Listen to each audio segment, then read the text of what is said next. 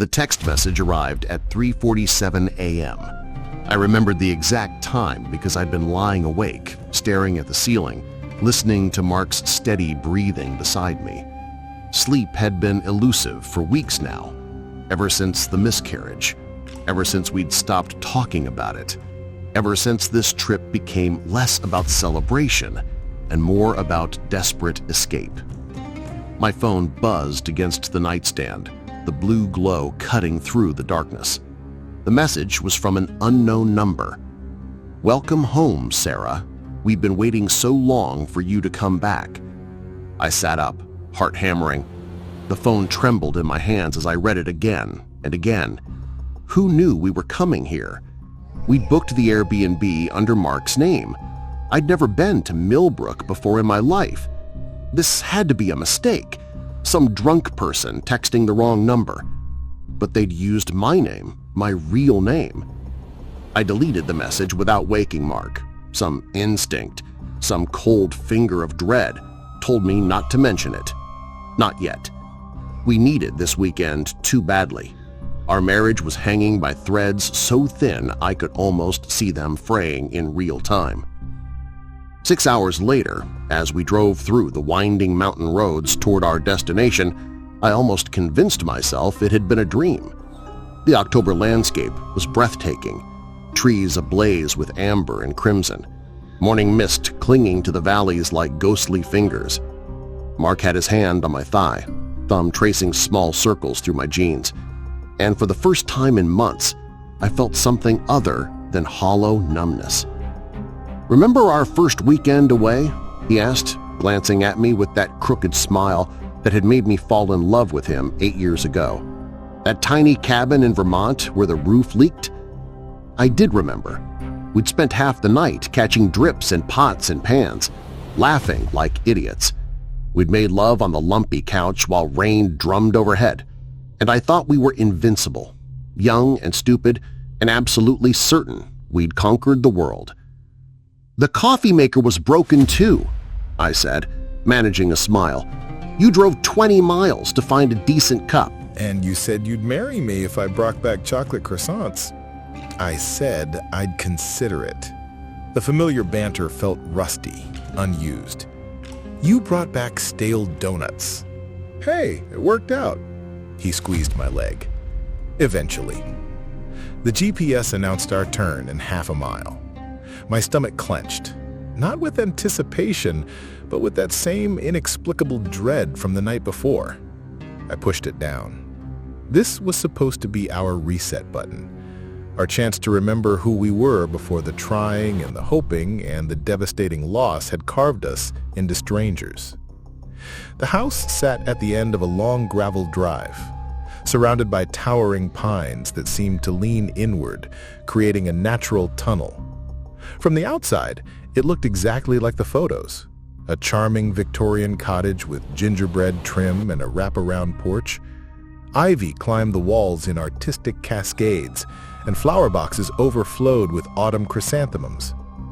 "It's perfect," Mark said, killing the engine. "Just like you wanted." I had wanted perfect. I'd spent hours scrolling through listings, looking for something that would make us feel special again. Something that said, "Second honeymoon," instead of "desperate last attempt." The photos had been gorgeous. Sunlight streaming through lace curtains, antique furniture arranged just so, a clawfoot bathtub perfect for romantic evenings. But something was wrong. The windows were dark, despite the bright afternoon sun. Not just unlit, actively dark, as if something behind them was swallowing the light. The porch swing moved in lazy arcs, though there was no wind. And the flowers in those picture-perfect boxes were dead, brown and brittle. They rustled with a sound like whispered secrets. "Did you notice the flowers when you booked it?" Mark was already out of the car, stretching his back. "What flowers?" "The ones in the boxes, they're..." I looked again. The flowers were vibrant and healthy, exactly as they had appeared in the photos. I blinked hard, certain I was seeing things. Never mind. He was pulling our bags from the trunk, humming under his breath. The sound should have been cheerful, but it felt too loud in the pressing silence of the woods. No birds sang. No insects buzzed. Even the wind seemed to have died. "The key's supposed to be under the mat," Mark said, bounding up the porch steps with an energy I hadn't seen in months. "Sarah, this is going to be amazing. Just you and me, no distractions, no—" He stopped mid-sentence. I was halfway up the steps when I saw why. The front door stood slightly ajar. "That's weird," he said, his voice losing its enthusiasm. "Maybe the cleaning crew forgot to lock up." I joined him on the porch, my skin prickling with goosebumps that had nothing to do with the temperature. The door was old, painted forest green with brass hardware that had seen better days. Through the gap I could see nothing but darkness. "The key's here," Mark said, lifting the welcome mat. Underneath lay an ornate brass key, tarnished with age. "So why's the door open?" Before I could answer, a sound drifted from inside the house. Soft and melodic, barely audible. Someone humming a lullaby. The same lullaby my mother used to sing to me before bed. The one I'd been planning to sing to our baby. "Rock-by, baby, on the treetop." "Do you hear that?" I whispered. Mark cocked his head, listening. "Hear what?" The humming stopped. "Nothing," I said quickly, "just the wind." But my hands were shaking as Mark pushed the door open wider. The hinges groaned, a long, mournful sound that seemed to echo from the depths of the house. The smell hit us immediately, musty air thick with the scent of old wood and something else. Something sweet and cloying, like flowers left too long in a vase. "Hello? Is anyone here?" His voice disappeared into the darkness without an echo, as if the house had swallowed it whole. We stood on the threshold, neither of us moving forward. Some primitive part of my brain was screaming at me to run, to grab Mark and get back in the car and drive until we found a nice, normal hotel with fluorescent lighting and ice machines. Instead, I followed him inside. The entryway was smaller than it had appeared in the photos, with dark wood paneling and a staircase that curved upward into shadow. To our left, an archway led to what I assumed was the living room. To our right, a narrow hallway stretched toward the back of the house. And directly in front of us, on a small antique table, sat a photograph. My legs went weak. It was our engagement photo, the one from 7 years ago, when we'd been so ridiculously happy we could barely contain it. Mark in his navy suit, me in the white dress I'd bought specifically for the occasion. We were laughing at something the photographer had said, completely absorbed in each other. But this photo was impossible. The original was in our bedroom at home, on my dresser. I'd looked at it just yesterday, remembering. "How did they get this?" I whispered. Mark was staring at the photo, his face pale. "I don't know. Maybe the booking site has some kind of personalization service?" We both knew that was insane. Airbnb didn't break into your house to steal personal photos, but the alternative, that someone had been in our home, had taken this specific picture, had placed it here like some kind of twisted welcome gift, was worse. I picked up the photograph with trembling fingers. The frame was wrong. In our bedroom, it was simple silver. This one was ornate brass, tarnished and old, and carved into the frame, barely visible but unmistakably there, was a single word: mine. "Mark!" I breathed. He was already moving, pushing past me into the living room. I heard him curse softly, then, "Sarah, you need to see this." I followed him, still clutching the photograph. The living room was exactly as pictured: antique furniture, Persian rugs, a stone fireplace. But in the corner, half hidden in shadow, sat something that hadn't been in any of the photos: a porcelain doll. She was maybe 2 feet tall, with glossy black ringlets and a frilly white dress. Her face was painted in the old-fashioned style, rosy cheeks, cupid bow lips, and huge blue eyes with real lashes. She would have been beautiful if not for the thin crack that ran from her left temple to her jaw, splitting her face in two. As I watched, her head turned. It was subtle, just a slight shift as if she were adjusting her position. But dolls don't move, not on their own. "Did you see that?" I whispered. Mark was examining the fireplace, running his hands along the mantel. "See what?" The doll's head was facing us now, though I was certain it had been looking toward the window moments before. Her painted smile seemed wider somehow, as if she were pleased to see us. "The doll," I said. "She moved." Mark turned to look. "Moved how?" "She turned her head. I saw her." "Sarah," his voice was gentle but firm, "dolls don't move."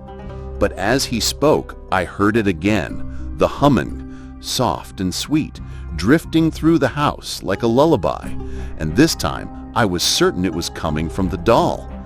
"Rock-a-bye baby, on the treetop." "You don't hear that?" I asked, my voice rising. Mark was studying me with the expression I'd grown to hate, the one that said he was worried about my mental state. Ever since the miscarriage, he'd been watching me like I might break. Maybe he was right to worry. "I don't hear anything," he said carefully. "But if you're not comfortable here, we can leave, find somewhere else." "No!" The word came out sharper than I intended. "No, I'm fine. It's just the drive was long and I'm tired." I set the photograph back on the table, face down. I didn't want to look at our younger selves, so blissfully unaware of what was coming. The miscarriage, the silence, the slow dissolution of everything we'd built together. "Why don't you explore upstairs?" I suggested. "I'll look around down here." Mark hesitated. "Are you sure? We could stick together." "I'm sure. I needed space to think, to process what was happening. Go ahead." He grabbed our bags and headed for the stairs. I listened to his footsteps overhead, the creak of floorboards as he moved from room to room. When I was certain he was occupied, I pulled out my phone and scrolled back through my messages. The text from last night was gone. I checked my deleted messages, my sent folder, even my spam. Nothing. But I remembered it clearly. The unknown number, the message about coming home, the way my name had glowed on the screen. "Welcome home, Sarah. We've been waiting so long for you to come back." I flipped the photograph over. Our younger faces smiled up at me, frozen in a moment of perfect happiness. But something was different. In the original photo, Mark's arm was around my waist. In this one, his hand was on my shoulder. And in the background, barely visible behind us, was a figure that hadn't been there before. A little girl in a white dress. My heart stopped. I brought the photo closer, squinting at the tiny figure. She was maybe 6 or 7, with dark hair and pale skin. She was standing slightly apart from the wedding party, watching us with an expression I couldn't quite read. "Sarah?" Mark's voice drifted down from upstairs. "Come see this." I tucked the photo into my purse and headed for the stairs. Each step groaned under my weight, the sound echoing through the house like a warning. At the top, I found Mark standing in the doorway of what appeared to be the master bedroom. "Look at this," he said, stepping aside so I could see. The room was beautiful. A 4-poster bed with white linens, antique furniture, and windows that looked out over the forest. But it was the walls that made my breath catch. They were covered in photographs, dozens of them, maybe hundreds, all featuring the same little girl. She was in various poses, Sitting in a garden, playing with toys, standing beside a woman who must have been her mother. In every photo, she was smiling, but there was something wrong with her eyes. They were too bright, too knowing for a child.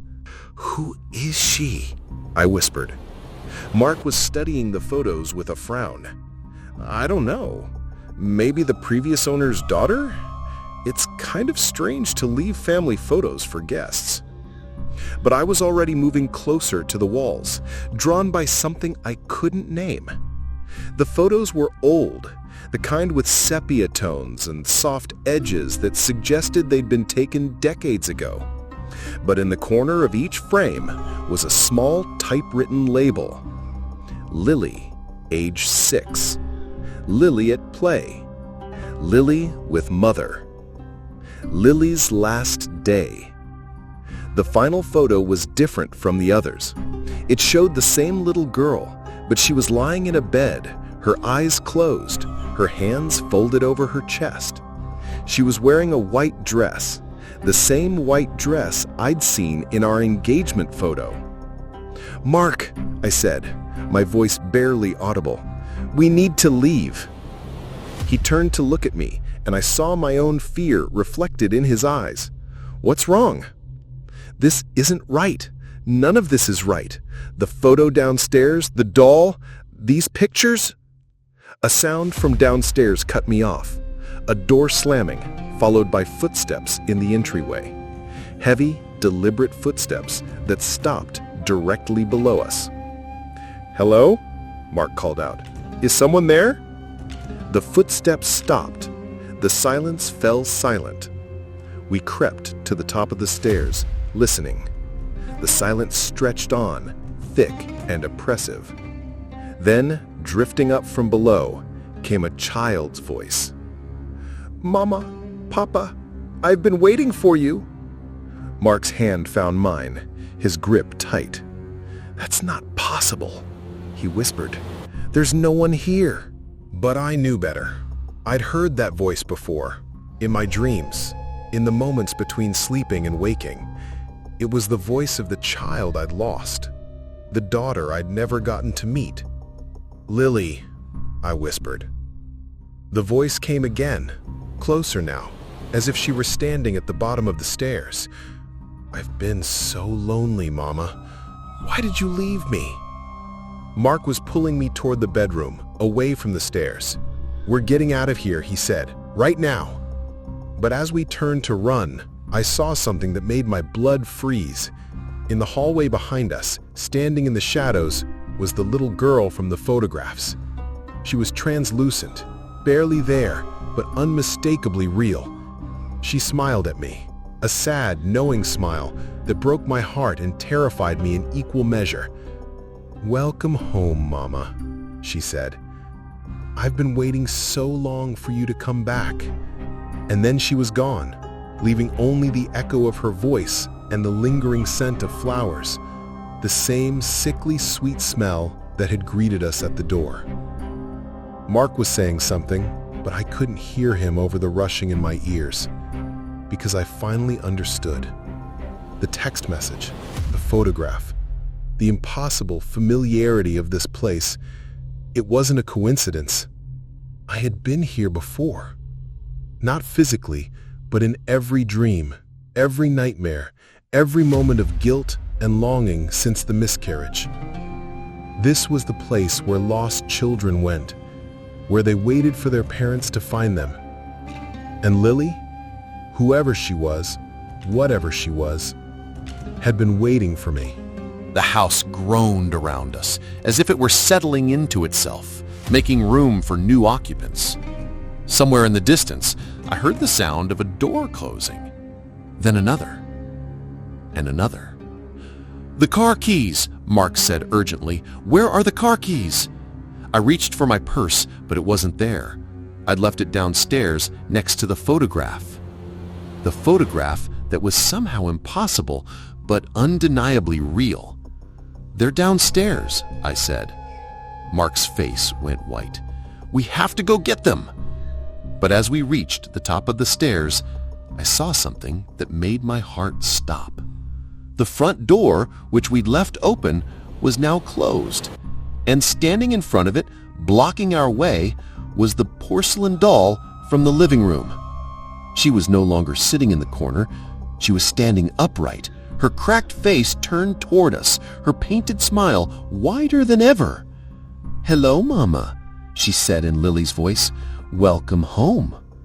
The house shuddered around us, and I realized with crystal clarity that we were no longer guests.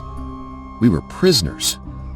And somewhere in the walls, in the shadows, in the very bones of this place, Lily was laughing. A sound like wind chimes and breaking glass, beautiful and terrible and utterly mad. The real nightmare was just beginning. The doll's painted eyes followed us as we backed away from the stairs. Her porcelain face, split by that hairline crack, seemed to pulse with an inner light. The impossible had become undeniable. She was standing, she was speaking, and she was blocking our only exit. "This isn't happening," Mark whispered, but his voice cracked on the words. "Dolls don't talk. They don't move." "Tell that to her," I breathed, unable to look away from the figure below us. The doll tilted her head, the movement accompanied by a soft grinding sound, like china rubbing against china. "Papa doesn't believe in me," she said in Lily's voice. "But you do, don't you, Mama? You've always known I was real." Mark's hand was crushing mine, his palm slick with sweat. "We're hallucinating," he said. "Carbon monoxide, maybe, or some kind of gas leak." But even as he spoke, I could see the doubt creeping into his eyes. The doll was too detailed, too present to be a shared delusion. Her white dress rustled as she moved, and I could see the individual stitches in her tiny buttonholes. "Why are you calling us that?" I asked, surprising myself with the steadiness of my voice. "We're not your parents." The doll's smile widened impossibly. "Aren't you? You came when I called. You brought my picture. You remember the song I used to sing.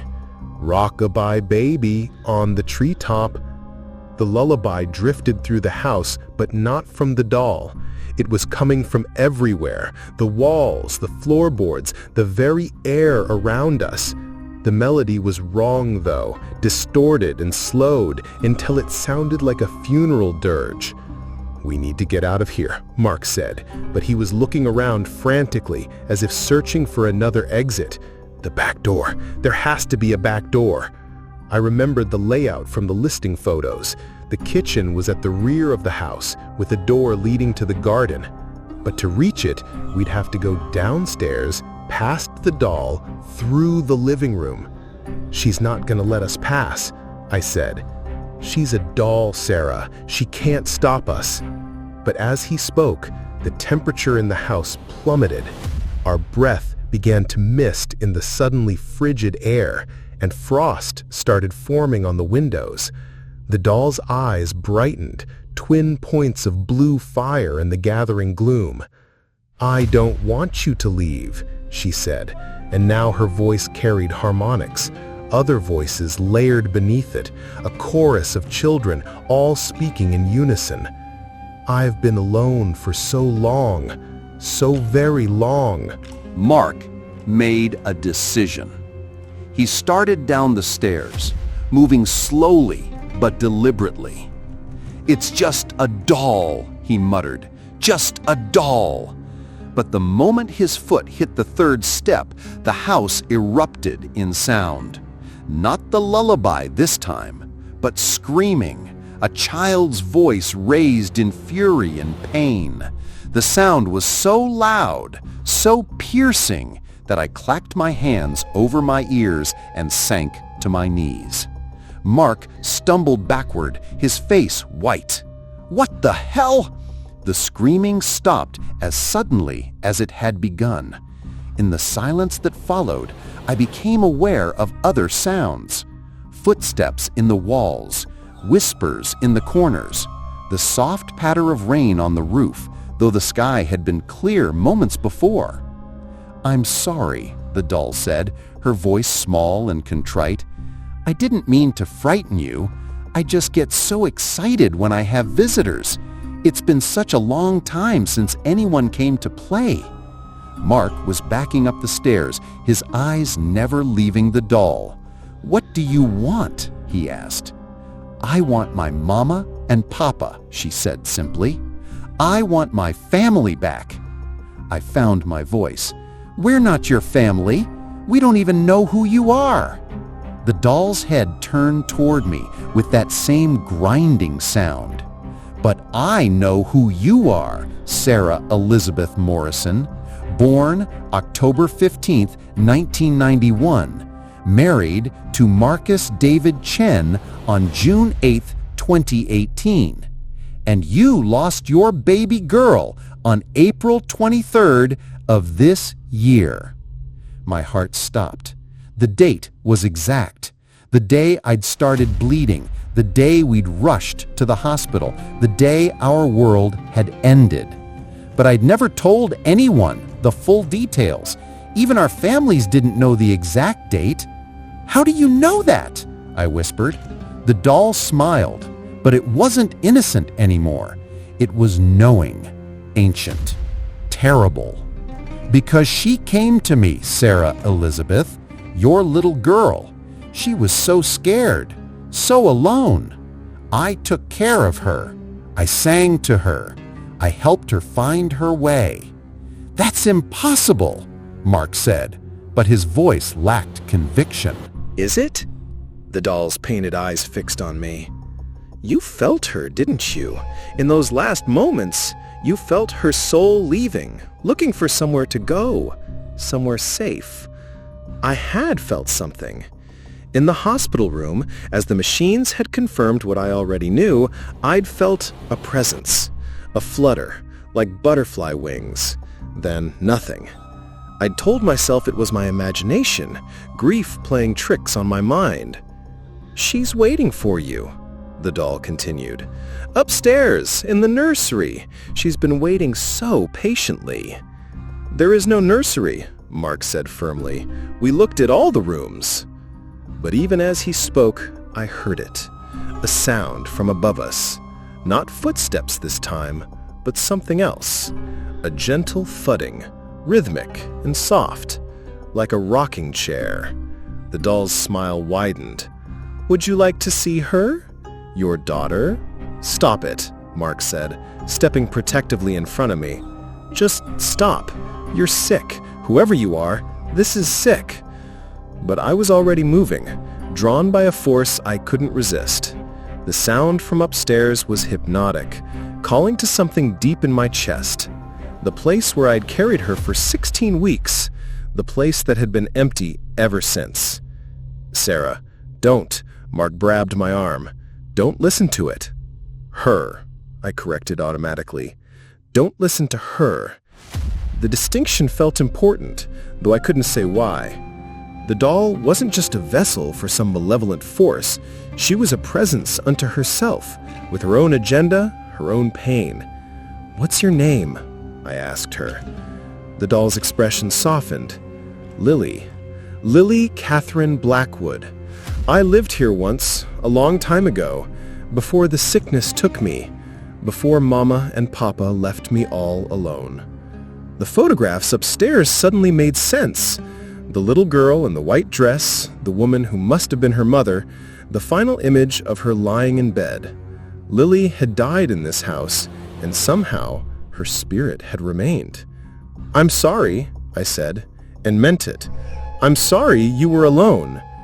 "You don't have to be sorry," Lily said, "because now I'm not alone anymore. I have you, and I have her." The rocking sound from upstairs intensified, accompanied now by something else. A soft cooing, like a baby trying to vocalize. My heart lurched. "That's not possible," Mark said, but he was looking up at the ceiling, following the sound. "Isn't it?" Lily asked. "You lost a child. I lost my life. but together we can fix both wrongs. We can be a family. The temperature dropped even further. Ice crystals began forming on the banister, and our breath came in sharp puffs. But I barely noticed the cold. All my attention was focused on the sound from upstairs, the gentle rocking, the soft baby sounds that made my empty arms ache. "She needs you," Lily said. "She's been crying for you." And then I heard it, a thin, reedy wail that cut through me like a blade. It was the cry I'd never heard, the voice that had been silenced before it could speak. But it was also wrong somehow, too old, too knowing. "Sarah," Mark's voice was urgent. "That's not her. That's not our baby." But I was already moving, pushing past him toward the stairs. The doll stepped aside gracefully, her painted smile never wavering. As I passed her, she whispered, "Welcome home, Mama." The upper hallway was darker than it had been before, lit only by the gray light filtering through the windows. The rocking sound was coming from the end of the hall, from a room we hadn't noticed earlier. The door was slightly ajar, and warm golden light spilled through the gap. Mark was behind me, his hand on my shoulder. "Sarah, please, don't go in there." But I had to. The crying was getting stronger, more insistent. It tugged at something primal in my chest, the same instinct that had made me reach for my belly in those first weeks of pregnancy, the same longing that had kept me awake at night, listening for sounds that never came. I pushed open the door. The room was a perfect nursery. Soft yellow walls, white furniture, a mobile of dancing animals hanging over a rocking chair. And in that chair, barely visible in the warm light, was a figure holding a bundle of blankets. The rocking sound from upstairs intensified, accompanied now by something else, a soft cooing, like a baby trying to vocalize. My heart lurched. "That's not possible," Mark said, but he was looking up at the ceiling, following the sound. "Isn't it?" Lily asked. "You lost a child. I lost my life. But together we can fix both wrongs. We can be a family." The temperature dropped even further. Ice crystals began forming on the banister, and our breath came in sharp puffs. But I barely noticed the cold. All my attention was focused on the sound from upstairs, the gentle rocking, the soft baby sounds that made my empty arms ache. "She needs you," Lily said. "She's been crying for you." And then I heard it, a thin, reedy wail that cut through me like a blade. It was the cry I'd never heard, the voice that had been silenced before it could speak. But it was also wrong somehow, too old, too knowing. "Sarah," Mark's voice was urgent. "That's not her. That's not our baby." But I was already moving, pushing past him toward the stairs. The doll stepped aside gracefully, her painted smile never wavering. As I passed her, she whispered, "Welcome home, Mama." The upper hallway was darker than it had been before, lit only by the gray light filtering through the windows. The rocking sound was coming from the end of the hall, from a room we hadn't noticed earlier. The door was slightly ajar, and warm golden light spilled through the gap. Mark was behind me, his hand on my shoulder. "Sarah, please, don't go in there." But I had to. The crying was getting stronger, more insistent. It tugged at something primal in my chest, the same instinct that it made me reach for my belly in those first weeks of pregnancy, the same longing that had kept me awake at night, listening for sounds that never came. I pushed open the door. The room was a perfect nursery, soft yellow walls, white furniture, a mobile of dancing animals hanging over a rocking chair, and in that chair, barely visible in the warm light, was a figure holding a bundle of blankets. It was a woman, but not quite. She was translucent, shimmering like heat waves, her features indistinct. She was rocking gently, humming the same lullaby I'd been hearing all day, and in her arms... "Oh, God," Mark breathed behind me. The bundle in her arms was moving. Tiny fists pushed against the blankets, and the crying I'd heard was coming from within. But as I stepped closer, I saw that the blankets were empty. The movement, the sounds, they were coming from nothing at all. "She's beautiful," the woman said without looking up. Her voice was hollow, echoing. "Just like you were." I took another step forward, and the woman finally raised her head.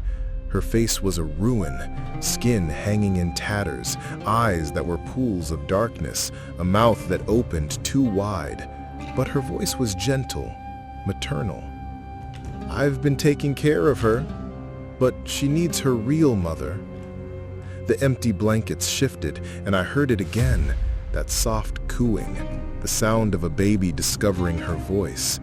My heart quenched with a mixture of longing and terror. "That's not real," Mark said, but his voice was shaking. "Sarah, that's not our baby." The woman's ruined face turned toward him. "Isn't it? Then whose cries have been keeping you awake? Whose ghost have you been mourning?" Mark's face went white. He had been having nightmares, I knew, because I'd heard him crying in his sleep, calling out names we'd never spoken aloud, the names we'd chosen but never gotten to use. "Emma," he whispered. The bundle in the woman's arms shifted, and for a moment I could swear I saw something, a tiny face, perfect and pink, eyes that were the same blue as mine. But then it was gone, and there were only empty blankets again. "She knows you," the woman said. "She's been waiting for you to find her." I reached out without thinking, my arms aching to hold something, anything. But Mark grabbed my wrist. "No," he said firmly. "Sarah, no. That's not our baby. Emma is gone." The words hit me like a physical blow. I spun on him, all the grief and rage I'd been holding back for months finally erupting. Don't you dare say her name and tell me she's gone in the same breath." The darkness was complete, suffocating. I could feel Mark beside me, his breathing quick and shallow, but I couldn't see him. The nursery had vanished, as if it had never existed, leaving us in a void that seemed to stretch endlessly. "Sarah?" Mark's voice was barely a whisper. "Are you there?" "I'm here." I reached out, finding his hand. His fingers were ice cold, trembling. "What happened to the room?" "I don't know. I don't know anything anymore." A sound echoed through the darkness. Footsteps, but not quite right. They were too light, too quick, like a child running. They circled us, getting closer, then farther away, as if someone were playing a game. "Lily?" I called out. "We know you're there." The footsteps stopped. In the silence that followed, I could hear my own heartbeat, loud and fast. Then, from somewhere very close, "Do you want to know a secret?" It was Lily's voice, but different now. Older, sadder, with an edge of something dark underneath. I felt a brush of air against my cheek, as if someone had walked past me. "I wasn't always alone," she continued. "There were others, before you. They came looking for what they'd lost, just like you did." Light began to seep back into the room, but it was wrong, dim and gray, like twilight. We were no longer in the nursery. We were in what looked like a library, with tall shelves stretching up into shadow. But the books were wrong too, their spines blank, their pages empty when I pulled one down. "Where are we?" Mark asked. "In the in-between," Lily said. She was standing by the window, but she was different now. Still a child, but older than she had appeared in the photographs. Maybe 10 or 11, with knowing eyes and a smile that had lost its innocence. She gestured to the walls, and I saw them. Photographs, hundreds of them, but not the family pictures we'd seen upstairs. These were different. They showed people in various states of distress. A young couple huddled together, their faces etched with terror. An older man reaching toward something we couldn't see. A woman screaming, her mouth a perfect O of horror. "They all came looking for something," Lily said, walking among the photographs like a curator in a museum. "Love, forgiveness, a second chance. The house gave them what they wanted for a while, but everything has a price." Mark was studying the photographs, his face pale. "What happened to them?" "They're still here," Lily said simply. "All of them. Would you like to meet them?" Before we could answer, the photographs began to move. The people in them turned to look at us, their eyes following our movements. The young couple reached out, their mouths moving in silent pleas. The elderly man's face contorted with rage. The screaming woman's cry became audible, a thin wail that filled the air. "Stop it, Mark," I said, backing away from the walls. "Make it stop!" But Lily was laughing, spinning in circles with her arms outstretched. "They're so lonely," she said. "They've been waiting so long for new friends." The photographs began to bulge outward, as if the people inside were trying to push through. Hands pressed against the glass, fingers scrabbling for purchase. The frames rattled and shook, and I could hear muffled voices, pleading, begging, warning. "Don't let her trick you," one of them was saying. "Don't believe her lies." "She's not a child," another voice whispered. "She's something else, something hungry." Lily's laughter stopped abruptly. Her face darkened, and for a moment I saw something else beneath her childish features, something ancient and predatory. "They're just jealous," she said. "They had their chance and they wasted it. But you're different. You understand loss. You know what it means to have something precious taken away." The photographs stilled, but the people inside continued to watch us with desperate eyes. I moved closer to one of them, a woman about my age with dark hair and sad eyes. She was holding something in her arms, something wrapped in a blanket. "She lost a baby too," Lily said, appearing beside me. "Just like you. The house gave her what she wanted, a perfect child, always smiling, always happy. But perfect children don't grow up. They don't learn to walk or talk or laugh. They just exist." But Lily was already moving, leading us deeper into the library. The shelves stretched higher here, disappearing into darkness. And between the empty books, I began to see other things. Toys, but old ones, from different eras.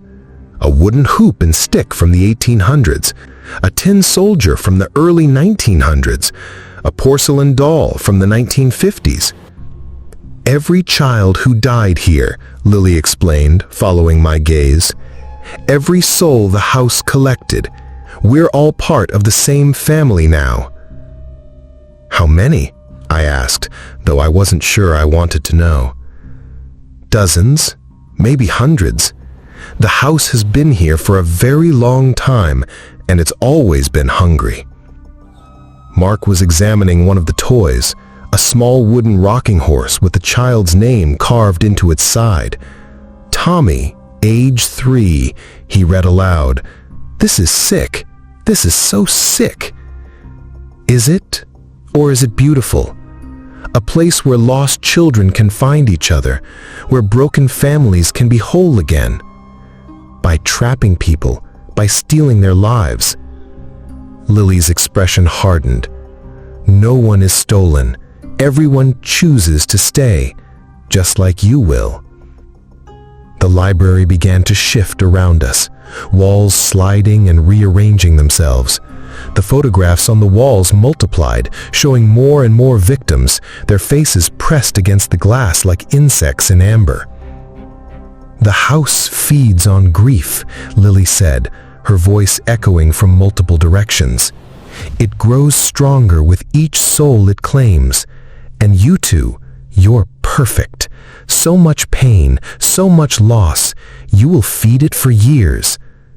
We were running now, pushing through the narrow passages, trying to find a way out. But every turn led to another dead end, another wall of photographs, another collection of toys from children who would never grow up. There has to be a way out, Mark panted. There has to be. There is. Lily's voice was right behind us. But it requires a sacrifice. One of you stays, and the other goes free. Choose. We stopped running. The maze had opened into a circular room with no exit. Lily stood in the center, but she was different again. Older, more solid, wearing a white dress that was stained with something dark. Choose, she repeated, or I'll choose for you. Mark stepped forward. I'll stay. No! The word tore from my throat. No, I won't let you. Sarah, you have to live. You have to try again. Have other children. I can't give you that, but I can give you this. I don't want other children, I said, tears streaming down my face. I wanted Emma. I wanted our baby. I know, Mark said softly. I know, and that's why you have to go, because someone has to remember her. Someone has to carry her with them. Lily was watching us with bright, interested eyes. How touching, she said. But you're missing the point. I'm not asking you to choose who stays. I'm asking you to choose who gets to see their child again. The room filled with golden light, and suddenly we were back in the nursery. The woman in the rocking chair was there, still holding the empty blankets. But now there was something else. A presence, warm and familiar. Emma, I whispered. And there she was, translucent but unmistakable, a baby girl with my eyes and Mark's chin, reaching for me with tiny, perfect fingers. She was exactly as I'd imagined her, exactly as she should have been. You can hold her, Lily said. You can have what you lost. All you have to do is stay. I took a step forward, my arms aching to hold her, but Mark cut my hand. She's not real, he said. She's beautiful, but she's not real. Does it matter? The question surprised me with its honesty. If she feels real, if she loves me, if I can love her back, does it matter? Mark's face crumpled. Yes, he said. It matters because she's not our Emma. Our Emma is gone, and we have to accept that. We have to let her go. I can't, I sobbed. I can't let her go. You have to, he said. Because that's what love is. It's letting go when you have to, even when it breaks your heart. The baby in my vision reached for me, and I felt her touch. Warm, real, perfect. But underneath it, I sensed something else. A coldness, a hunger, a need that could never be satisfied. Mark stepped forward. I'll stay. No! The word tore from my throat. No, I won't let you.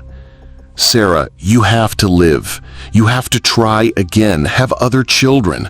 I can't give you that, but I can give you this. I don't want other children, I said, tears streaming down my face. I wanted Emma. I wanted our baby. I know, Mark said softly. I know, and that's why you have to go, because someone has to remember her. Someone has to carry her with them. Lily was watching us with bright, interested eyes. How touching, she said. But you're missing the point. I'm not asking you to choose who stays. I'm asking you to choose who gets to see their child again. The room filled with golden light, and suddenly we were back in the nursery. The woman in the rocking chair was there, still holding the empty blankets.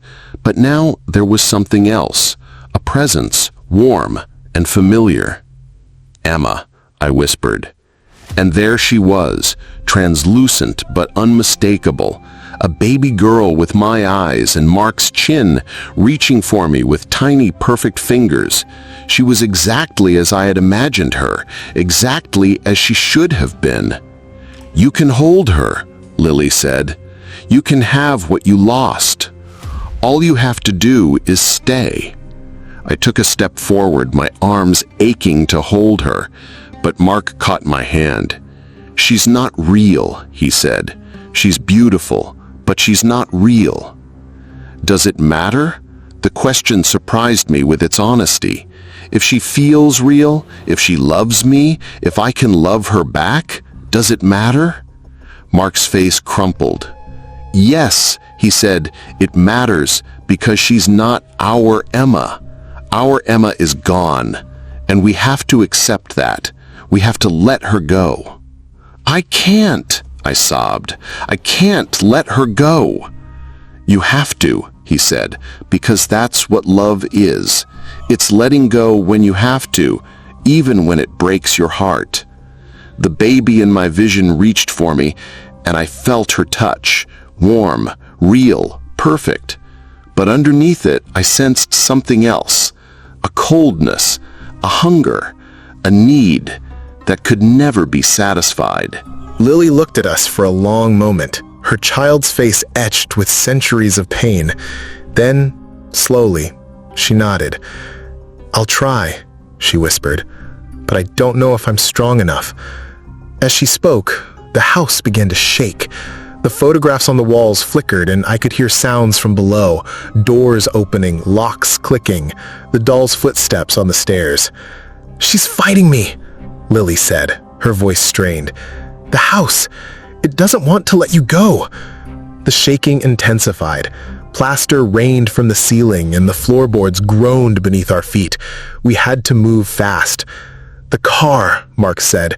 "We have to get to the car." But as we started toward the stairs, I heard something that made my blood freeze. A baby's cry, thin and desperate, coming from the nursery behind us. "Sarah," Mark said urgently, "don't listen. It's not real." But I was already turning back, drawn by a force I couldn't resist. In the doorway of the nursery, I saw her, Emma, or the thing that wore her face. She was crying, reaching for me with tiny hands. "Mama," she said, and her voice was perfect, exactly as I had imagined it. "Don't leave me, Mama." I took a step toward her, then another. Behind me, I could hear Mark calling my name, but his voice seemed to come from very far away. "Sarah, stop," Lily said, appearing beside me. "That's not her. That's the house, trying to keep you here." But the baby was so beautiful, so perfect, and she needed me. I could see it in her eyes, the desperate love, the fear of being abandoned again. "She's not real," I said, but my voice lacked conviction. "Does it matter?" the baby asked, and her voice was my voice, the voice of every doubt I'd ever had. "You failed her once. Will you fail her again?" The words hit me like a physical blow. I had failed Emma, failed to carry her to term, failed to give her life, failed to be the mother she deserved. This was my chance to make it right. I reached for her, my arms aching with need. But just as my fingers touched her translucent skin, I felt something else. Mark's hand on my shoulder, solid and real and warm. "She's not Emma," he said quietly. "Emma never got to speak.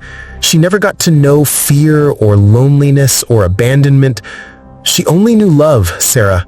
Pure, perfect love. And she wouldn't want this for you."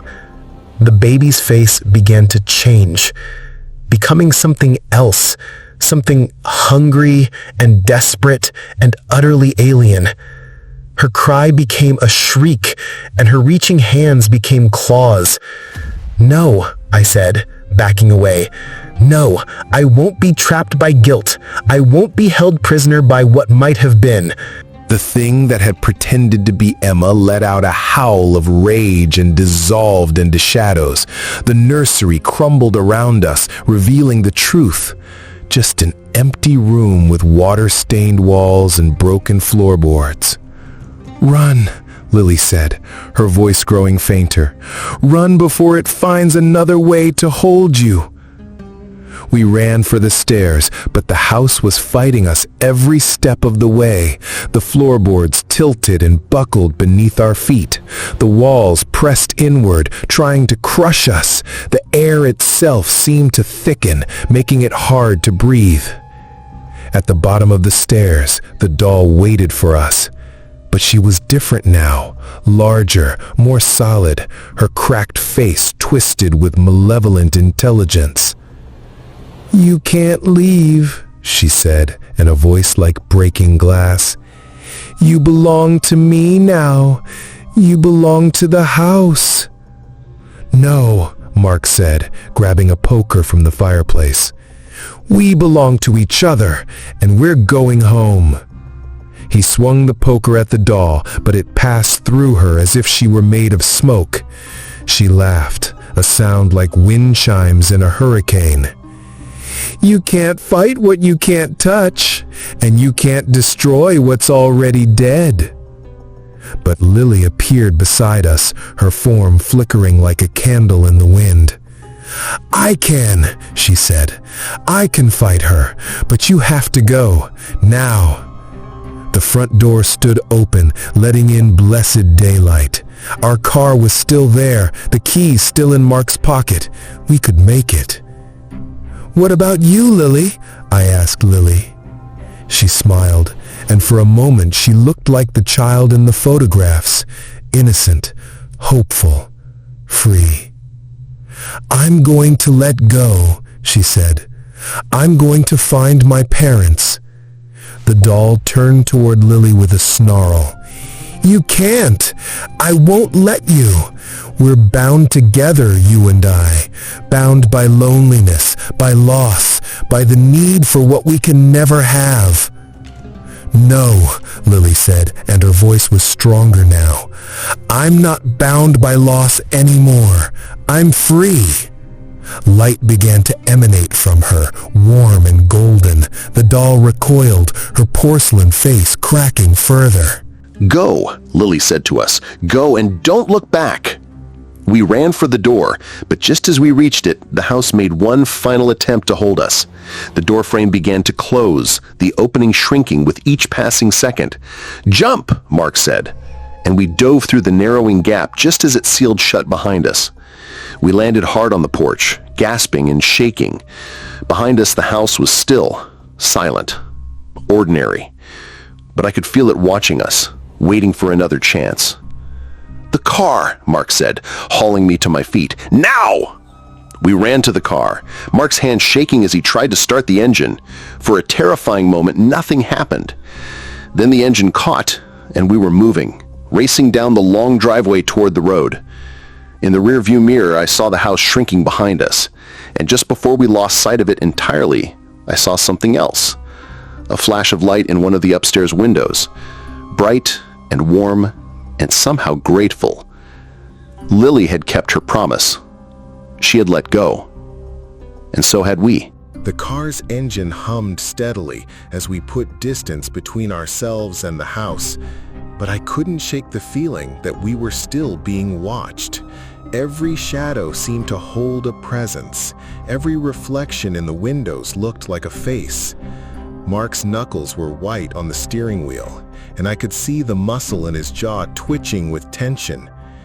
"We need to stop," I said when we reached the main road. "We need to call someone." "Call who?" Mark's voice was hoarse. "The police? What would we tell them? That we were held captive by a ghost and a haunted doll?"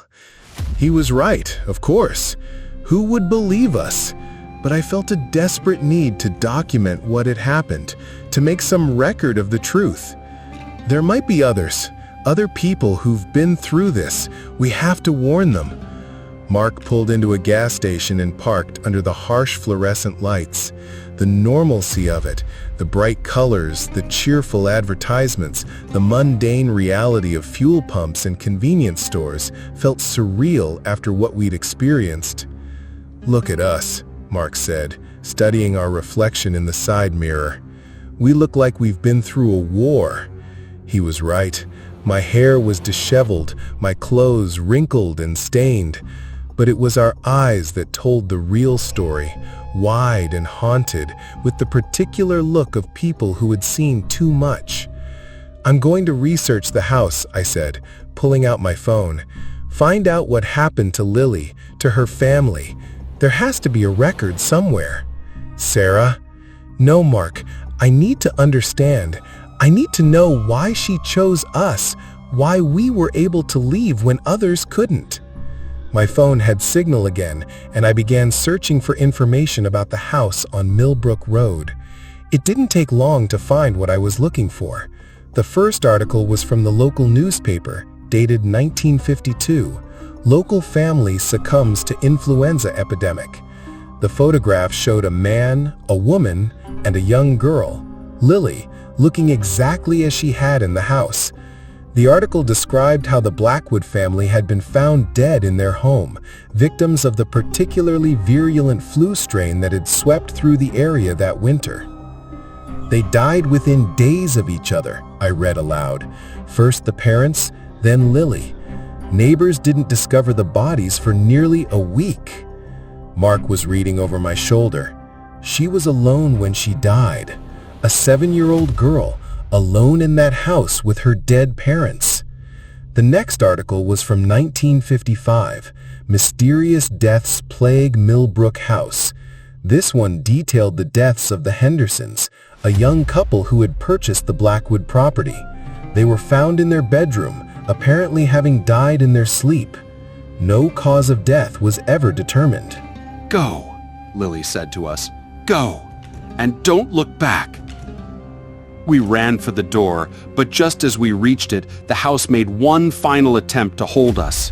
The door frame began to close, the opening shrinking with each passing second.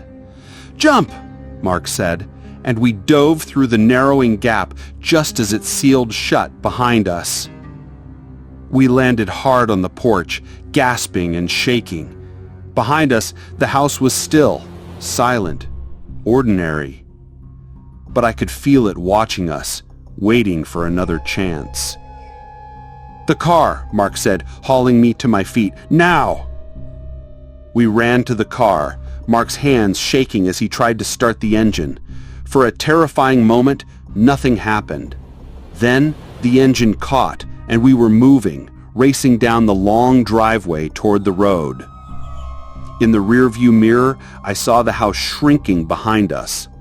And just before we lost sight of it entirely, I saw something else. A flash of light in one of the upstairs windows, bright and warm and somehow grateful. Lily had kept her promise. She had let go. And so had we. "Look at this," I said, scrolling through more articles. "The Pattersons in 1962, carbon monoxide poisoning, though no source was found. The Callies in 1971, apparent heart attacks, both on the same night. The Rodriguezes in 1985. "Stop," Mark said, his voice tight. "I don't want to hear any more." But I couldn't stop. Article after article documented the same pattern. Families moving into the house, then dying under mysterious circumstances. Always couples, always people who had recently suffered some kind of loss. A miscarriage, a stillbirth, the death of a young child. "She's been doing this for 70 years, I whispered, luring people in, feeding off their grief. "But we got out," Mark said. "We escaped." Did we? I looked up from my phone, meeting his eyes. Or did she let us go? The question hung in the air between us, heavy with implication. I thought about Lily's final words, about the light that had emanated from her as she chose to let go. Had she really freed herself? Or had she simply found a new way to hunt? A text message buzzed on my phone. Unknown number. "Thank you for helping me find peace, but there are others who need help too. Others who are lost and alone. I'll be watching over them now, like you watched over me. L. I showed Mark the message, and his face went pale.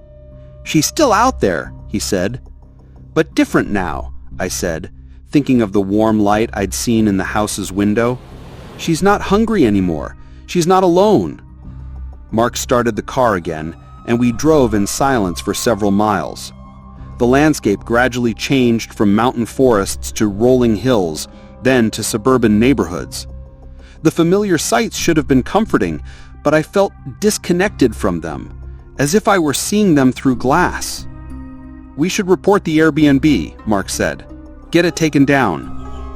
I nodded, but I was thinking about something else. What if we're not the same people who drove up that mountain this morning? Mark glanced at me. What do you mean? I mean, what if what we experienced changed us? What if we can't just go back to our old lives and pretend none of this happened? The question scared me because I already knew the answer. Something fundamental had shifted inside me during our time in that house. The constant ache of grief that had been my companion for months was still there, but it felt different now. Not gone, but transformed into something I could live with. I keep thinking about what you said, I continued, about letting go, about love meaning you let go when you have to. Mark's hand found mine across the console. I was talking about Emma. I know, but maybe I was holding on to more than just her. Maybe I was holding on to the guilt, the blame, the what-ifs. Maybe I was holding on to being broken. We drove through the night, stopping only for gas and coffee. Mark dozed fitfully in the passenger seat while I took my turn driving, but I couldn't sleep. Every time I closed my eyes, I saw Lily's face. Not the twisted, hungry version from the house, but the peaceful child who had finally found the courage to let go. As dawn broke over the familiar skyline of our city, I made a decision. I want to try again, I said. Mark stirred, blinking in the morning light. Try what again? Having a baby. I want to try again. He was quiet for a long moment, and I thought he might refuse. We'd had this conversation before, in the months after the miscarriage, and it had always ended in tears and silence. Are you sure? He asked finally.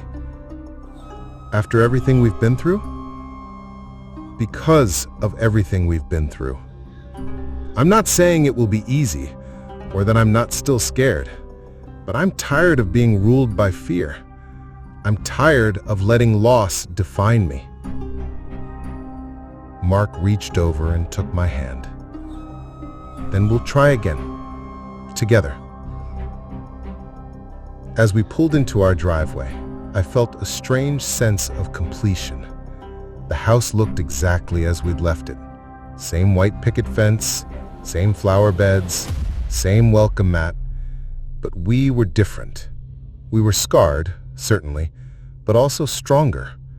We had faced the darkness and found our way back to the light. I thought about the other couples in those newspaper articles, the ones who hadn't made it out. They had let their grief consume them, had been willing to trade their lives for the illusion of what they'd lost. But we had chosen differently. We had chosen to live, to love, to hope again, despite the pain. It wouldn't be easy. Grief doesn't disappear overnight, and trauma has a way of echoing long after the initial event. But we would face it together, as we had faced everything else. As we carried our bags to the front door, I looked back at the car, half expecting to see Lily's face in the rearview window. But there was nothing there, except the reflection of our own home, solid and real, and waiting for us to make it whole again. Welcome home, Mark said, unlocking the door. And for the first time in months, It really felt like home. 3 weeks later, I found myself sitting in Dr. Martinez's office, staring at the familiar motivational posters and tissue boxes that had been my companions through the darkest months of my life. But this time felt different. This time, I had a story to tell. I had an experience, I said, choosing my words carefully. A weekend away that changed my perspective on things. Dr. Martinez leaned forward, her expression attentive. Tell me about it. I had rehearsed this conversation, knowing I couldn't tell her the truth about what had happened at the house, but I could tell her about the important parts. The realization that I had been letting my grief control my life, the decision to try again, the understanding that love sometimes meant letting go.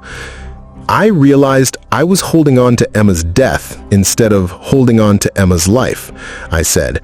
For 16 weeks, she was part of me. She was loved, she was wanted, she was safe. And that's what I want to remember. Dr. Martinez nodded. That's a significant shift, Sarah. What brought it about? I think I finally understood that grief isn't something you get over. It's something you carry with you. And I can choose to carry it as a burden or as a reminder of how much love I'm capable of. After the appointment, I walked to the coffee shop where Mark was waiting. He looked up from his laptop as I approached, and I saw the question in his eyes. How did it go? He asked. Good. Really good. I sat down across from him. I have something to tell you, he said, his voice careful. I've been doing some research on the house. I found something. My heart skipped. What kind of something? The Airbnb listing is gone, completely scrubbed from the internet, and I called the local sheriff's department. They say the house has been abandoned for decades. No one's lived there since the 1950s. I felt a chill run down my spine. That's impossible. We were there. We booked it. We paid for it. I know, Mark said, but there's no record of our reservation, no credit card charge, nothing. I pulled out my phone and opened the Airbnb app, navigating to my booking history. The reservation we'd made was gone, as if it had never existed. But in my photo gallery, I found something else, a picture I didn't remember taking. It showed the house from the outside, but it looked different, older, more decrepit. Windows were boarded up and the porch was sagging. I took this? I asked, showing Mark the photo. He shook his head. I don't remember you taking any pictures. But there it was, time-stamped from our weekend away. And in the bottom corner of the image, barely visible, was a figure in white, standing in one of the upstairs windows. She's still there, I whispered. But she's different now, Mark said. You said it yourself. She's not hungry anymore. I studied the photo more carefully. The figure in the window was small, childlike, but there was something peaceful about her posture. She wasn't reaching out or calling to us. She was simply watching, like a guardian. I think she's protecting the house now, I said, making sure no one else gets trapped there. Mark nodded. The sheriff said something else. He said locals have always avoided that stretch of road. Stories about strange lights in the windows, voices in the woods. But in the past few weeks, the reports have stopped. Because she's at peace, I said. She found what she was looking for. We sat in comfortable silence for a moment, watching the city life flow around us. People hurried past with their own stories, their own struggles, their own griefs and joys. I thought about the couples in those newspaper articles, the ones who had been consumed by their loss. They had sought to fill the emptiness inside them with something external, something that promised to take away the pain. But pain, I was learning, wasn't something to be eliminated. It was something to be transformed. I made an appointment with Dr. Chen, the fertility specialist. Mark said quietly. I looked at him in surprise. You did? I figured if we're going to try again, we should do it right. Get all the tests, make sure we're healthy, take every precaution we can. I felt a flutter of something I hadn't experienced in months. Hope. Not the desperate, clinging hope that had defined our previous attempts, but something steadier. Something that could coexist with fear and uncertainty. Are you scared? I asked.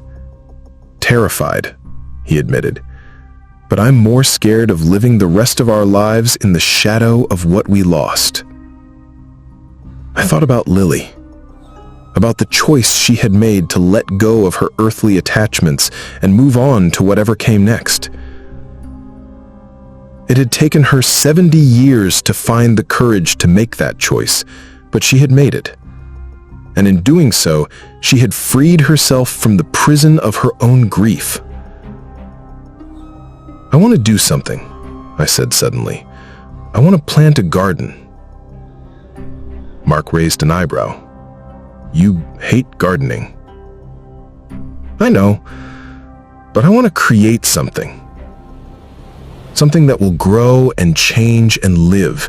Something that will remind me that life continues even after loss." We spent the afternoon at the nursery, choosing plants and flowers for our small backyard. I found myself drawn to the perennials, the ones that would come back year after year, surviving the harsh winters to bloom again in spring. There was something hopeful about that, something that spoke to the resilience of life itself. As we worked in the garden that evening, our hands dirty and our backs aching, I felt a sense of peace I hadn't experienced in months. This was what healing looked like. Not the dramatic revelation or the miraculous cure, but the slow, patient work of rebuilding a life. I keep thinking about what the doll said, about the house feeding on grief. What about it? I think a lot of things feed on grief. Not just haunted houses, but depression, isolation, the tendency to withdraw from life. And the only way to starve them is to choose something else. Mark looked up from the seedlings he was planting. Choose what? Love. Growth. The possibility of joy even in the midst of sorrow. I sat back on my heels, surveying our work. I think that's what Lily really needed. Not another family to possess, but the understanding that love doesn't end with death. It just changes form. As the sun set over our small garden, painting the sky in shades of gold and pink, I felt Emma's presence in a way I hadn't before.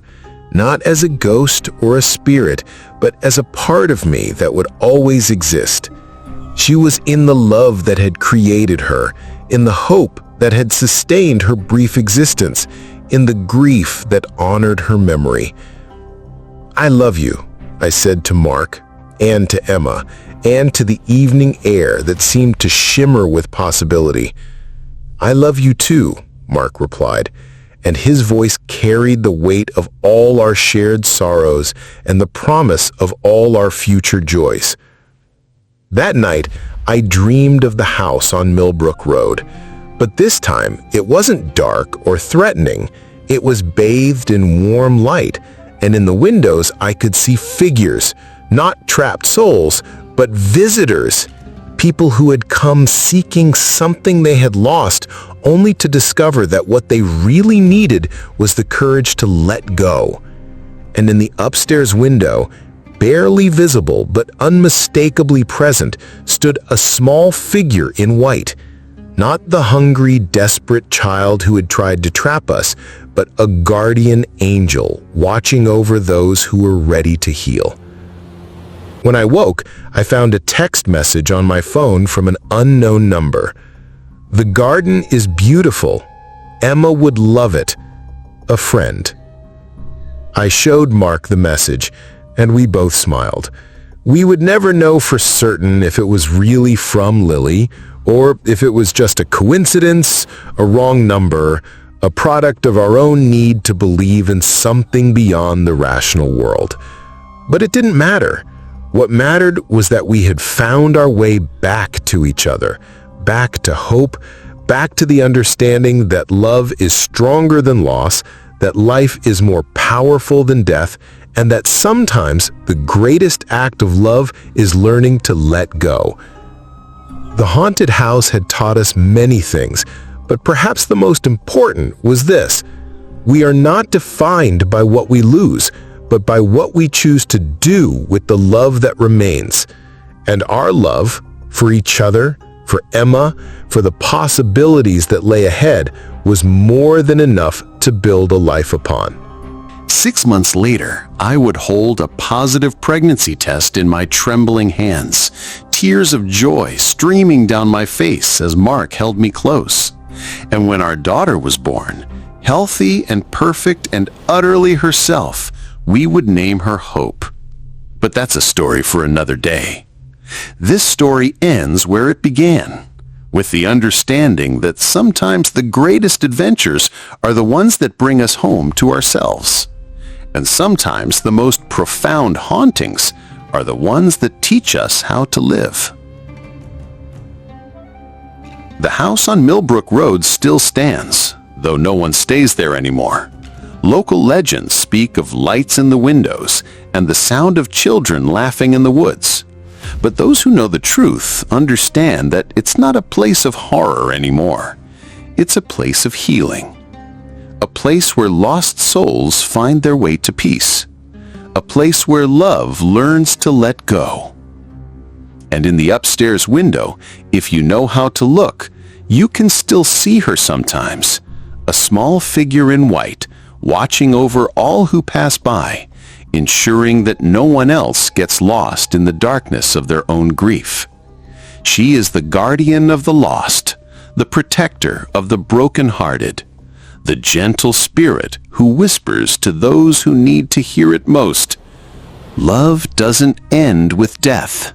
It just changes form. And sometimes the greatest love is learning to let go.